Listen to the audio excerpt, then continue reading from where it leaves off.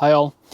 In this video I'm going to be covering cuttings by water propagation. A lot of people ask me about propagation techniques, and to be honest I don't claim to have all the knowledge regards propagation. As you know, I grow quite a lot of plants.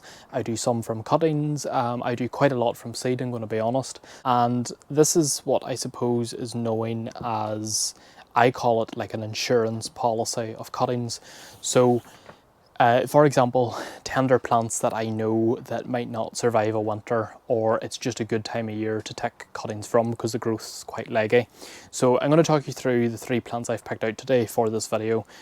Just to point out, this is middle of July 2023 recording.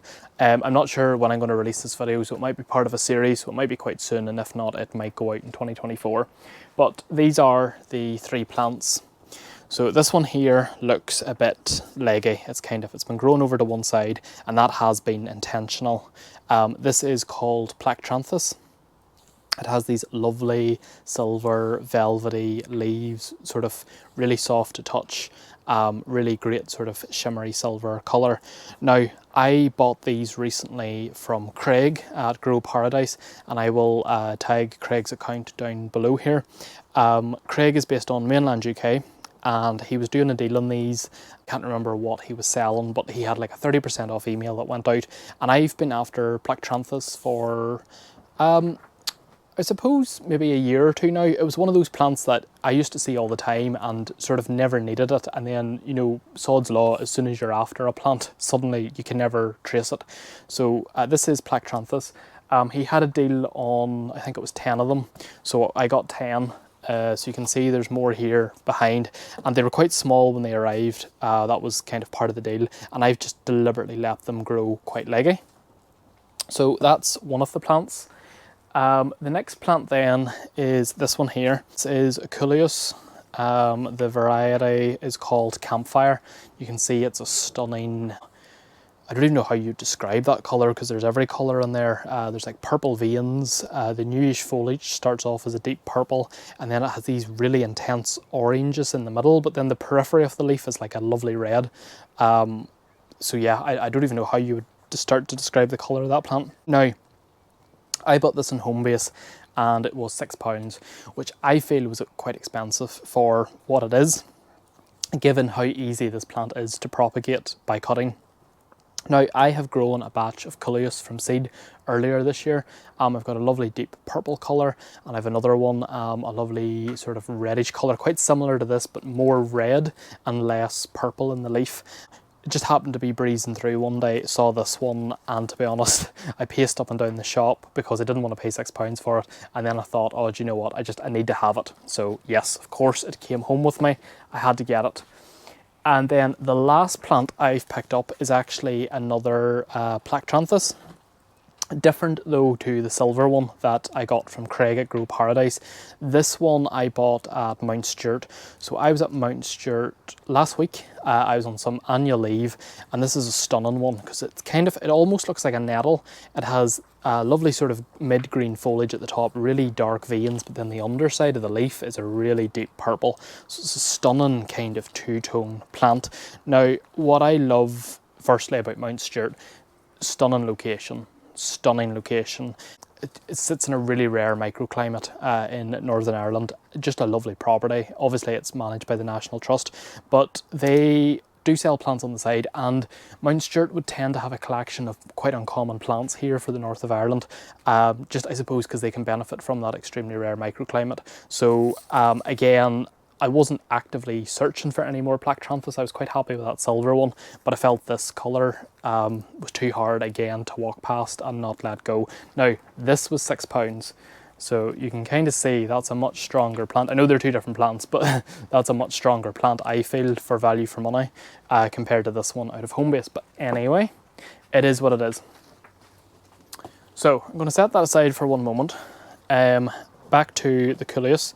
So you can see here there's 1, 2, 3, 4. I would say there's 3 main good stems there on this plant. And I'm going to take my best secateurs. This is a left-handed pair of secateurs because I am left-handed. and they were quite expensive, and unfortunately the wee catch on them broke only within a couple of days of purchasing them, which I was a bit peeved about, but anyway. And I'm basically following the leader of this stem down, this main central stem, until I get to 2 grow points where there's 2 more wee side shoots of leaves coming out, and I'm going to do a very sharp cut. Well, those are very sharp secateurs anyway. So I've done a nice cut just above the grow point.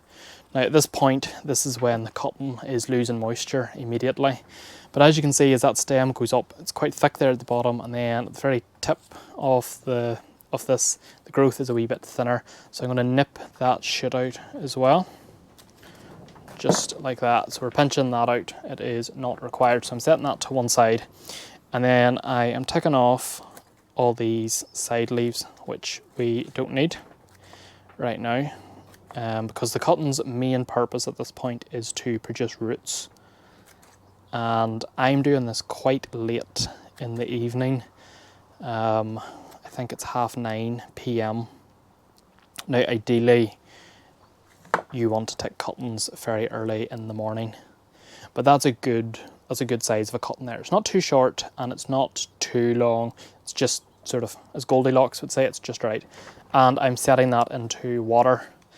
And if you wanted, you could actually cut those leaves in half again, which is what I might do.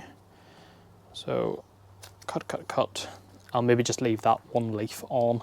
So we don't need all the leaves at this point. The leaf is just taking moisture away that's unnecessary. But because obviously they're in water, which by the way is rain harvested from my water barrels, and the weather has been quite unpredictable here recently. It's just raining all the time. So I'm doing the same again, and then I'm taking out that softer growth there at the top, so taking that out. So we don't need those leaves, discard them. Those leaves are relatively small, but I'll just cut that one in half anyway.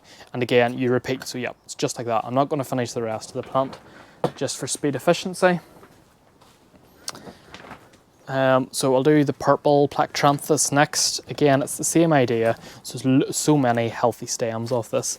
So you just work your way into the centre of the plant. You find where there's a good 2 leaves growing outwards, and you take a snip, and I'll set that down below. And again, you just repeat that same process. So remove all the side leaves and any other smaller side stems coming out. Remove, and you want to do this as cleanly as possible. Don't snag it. Don't leave any kind of untidy edges, basically. And again, that wee soft point at the top, we're taking straight out. I could have cut that a bit cleaner, so hold on, clean. This is why you need really sharp tools for this. I would not do this with an older pair. And again, set into water. Discard the rest of the foliage, that is not required. And lastly, the silver Plectranthus, and again, the same idea. Now, these are really young, as in pot size, compared to the other 2 plants. Now, I could, if I wanted, to go right down to the bottom. I'm not going to. I'm going to go one up from the bottom, so the next set of leaves, and cut. Now, that size of cutting is maybe virginal and just slightly too small. But if the plant gets any more leggy, it is going to just knock over and break. So, you know, you don't want your cuttings to be too small either. If you're confident enough, you can actually use your thumb and index finger just to take off the sides. And as you can see, this is, I'm actually having to bend these 2 top leaves apart just to nip that little tiny shoot out. And there we go, we have a cutting, and again I'm going to insert that in my rain harvested water. And then what I'll do is I'll leave these on a north facing windowsill, just out of direct sunlight. Also, look at the colour of all them leaves together. You've got silver and lime green and purple. It's a stunning combination there of all the leaves together. But anyway, I'm rambling. Yes, I'll set these on a north facing windowsill, somewhere out of direct sun. They don't need bottom heat, they don't need anything fancy. Just make sure that the water doesn't run out, and maybe just change the water every 2nd day or every 3rd day, just to I suppose, just renew it so it doesn't get stagnant. And otherwise, that's it. Once you see cuttings in, or sorry, roots at the bottom of your cuttings, just pot them on into a good potting compost, a nice kind of loose perlite-y composty mix. Don't forget they still need water at that point because they've been in the glass kind of most of their life at this point as the cutting, not as the plant. And then once they develop roots, then you pot those on, but those roots will still need that additional moisture until you see roots coming out the bottom. Then at that point you can kind of just not have them sitting in water all the time, basically. But yeah, the water is just an agent or a vessel until the roots emerge, and then at which point pot them on, and that's it. And you've loads of new plants. It's very cost effective, very quick to do. You do it much quicker than even I talked you through it there. But that's just kind of 3 plants that you can do it with. And yeah, July, August is a good time to stock up on all your cuttings, because what you can do is these will have rooted before the autumn time. You'll have them potted up. And if you have the luxury of an unheated greenhouse or maybe a cool room in your house, you can store them over the winter, and it's just a good insurance policy for next year. You'll have loads of plants. You could even do it again next spring if you do lose a few, because I've lost a few plants before, overwintered them in the greenhouse, and then it just gives you that backup that you'll have them. Say do a few more cuttings in spring, you'll have loads for summer. You can still take more midsummer, just keeps you going, and you just keep that cycle going. Very cost effective way to garden, and it's a great way to produce plants very cheaply. So I hope that was beneficial. So yes, as always, thank you all for watching. Thank you for supporting my channel, and say any other details will be in the description below. Bye.